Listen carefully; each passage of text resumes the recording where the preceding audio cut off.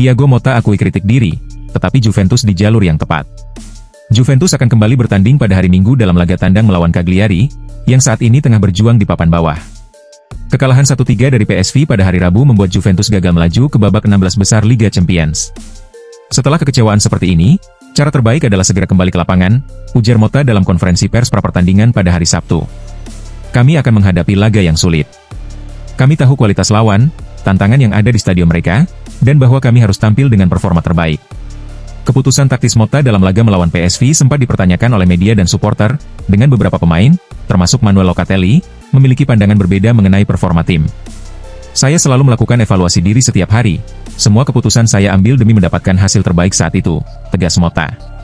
Kekecewaan ini besar karena kami yakin bisa lolos ke babak 16 besar, tetapi kami tidak cukup baik, sedangkan PSV tampil lebih baik. Sekarang, satu-satunya hal yang bisa kami lakukan adalah fokus ke pertandingan berikutnya. Jadwal kami padat, dengan pertandingan setiap 3 hari, dan kami akan memberikan segalanya. Motta juga mengonfirmasi bahwa Bremer, Cabal, Milik, Renato Veiga, dan Pierre Kalulu tidak akan tersedia untuk pertandingan melawan Cagliari. Sesi latihan terakhir hari ini akan membantu kami menilai kondisi pemain yang masih diragukan. Namun, yang pasti, siapapun yang bermain besok akan turun dengan fokus dan komitmen penuh. Seperti biasa, tambahnya.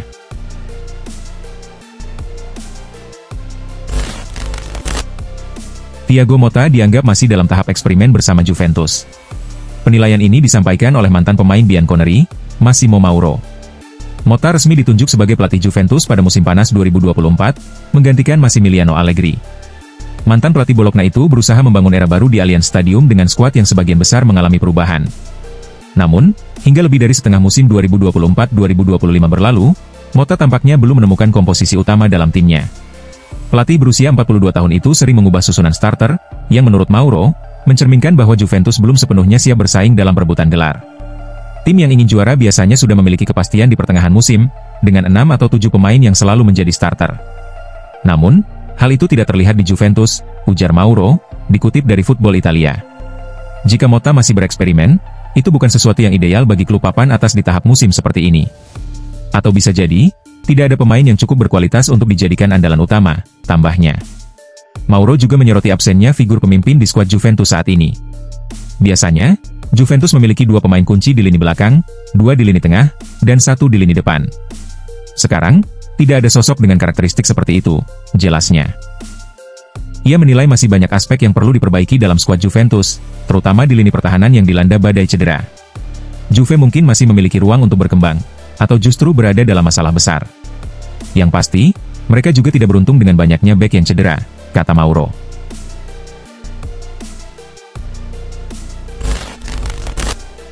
Samuel Mbangula bertekad menjadi pilar utama Juventus. Samuel Mbangula mengaku belum sepenuhnya puas meski telah berhasil menembus skuad utama Juventus. Pemain muda asal Belgia itu ingin terus meningkatkan kemampuannya dan berusaha menjadi sosok penting bagi Bianconeri. Pada musim 2024 hingga 2025, Mbangula menjadi salah satu talenta muda yang mencuri perhatian. Ia telah tampil dalam 26 pertandingan di berbagai ajang, mencetak 4 gol, dan menyumbangkan 4 assist. Saya ingin menjadi pemain yang berperan penting serta memberikan performa terbaik setiap kali berada di lapangan, ujar Mbangula, dikutip dari Tutto Mercato Web melalui Football 5 Star.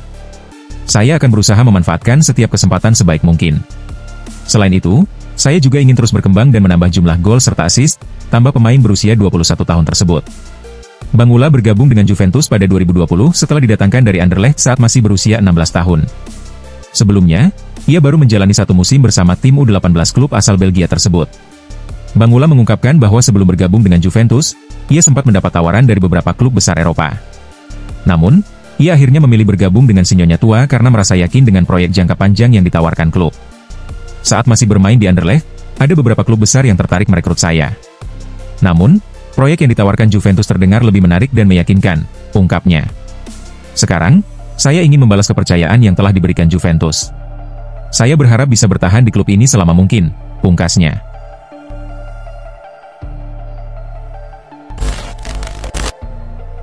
Thiago Motta kurang puas dengan performa Kenan Yildiz di Juventus. Pemain berusia 19 tahun itu kini menjalani musim keduanya bersama tim utama Juventus. Lulusan Akademi Bayern Munich tersebut telah tampil dalam 37 pertandingan musim ini, mencetak 6 gol dan memberikan 5 assist. Dalam beberapa laga terakhir, Yildiz lebih sering dicadangkan oleh Motta. Saat menghadapi PSV di Liga Champions, ia baru dimainkan pada menit ke-77. Sementara dalam laga melawan Inter Milan akhir pekan lalu, ia baru masuk di menit ke-81, yang semakin memperkuat dugaan bahwa Motta belum sepenuhnya puas dengan perannya di tim. Menurut laporan Bianconero, muncul kekhawatiran dari pihak Yildiz terkait situasi ini. Rumor pun berkembang bahwa Juventus bisa saja melepasnya pada bursa transfer musim panas, terutama jika ada klub yang mengajukan tawaran dengan harga yang sesuai. Meski begitu, Juventus diyakini masih melihat Yildiz sebagai aset penting untuk masa depan. Dengan kontraknya yang berlaku hingga 2029, Signonnya tua kemungkinan tidak akan terburu-buru untuk menjualnya kecuali ada tawaran yang sangat menguntungkan. Selain itu, klub-klub top Eropa, termasuk dari Premier League dan La Liga, disebut-sebut mulai memantau situasinya. Keputusan Thiago Motta mencadangkan Yildiz bisa saja merupakan bagian dari strategi jangka panjang, seperti memberinya waktu untuk berkembang atau menyesuaikan dengan taktik baru.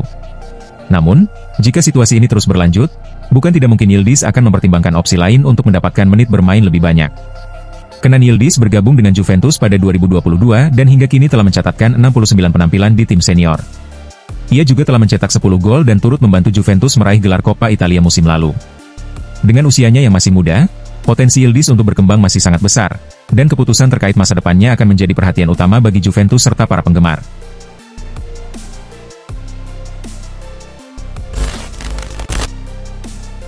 Juventus konfirmasi cedera Renato Veiga usai duel melawan PSV.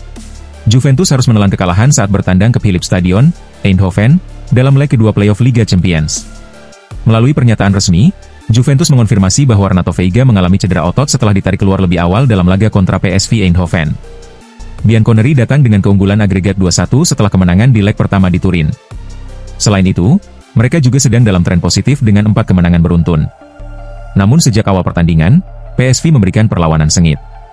Tim asal Belanda itu berhasil memaksakan perpanjangan waktu setelah meraih kemenangan 2-1 dalam waktu normal.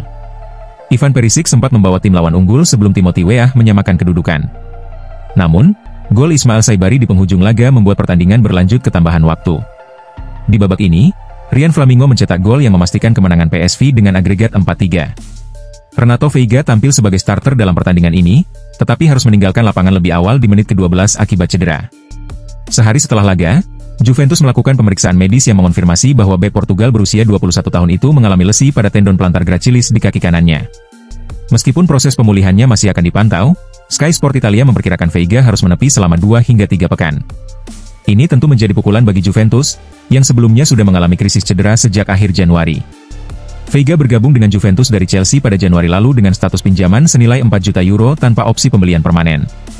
Namun, melihat performa impresifnya, Juventus dikabarkan tertarik untuk mengontraknya secara permanen di masa mendatang.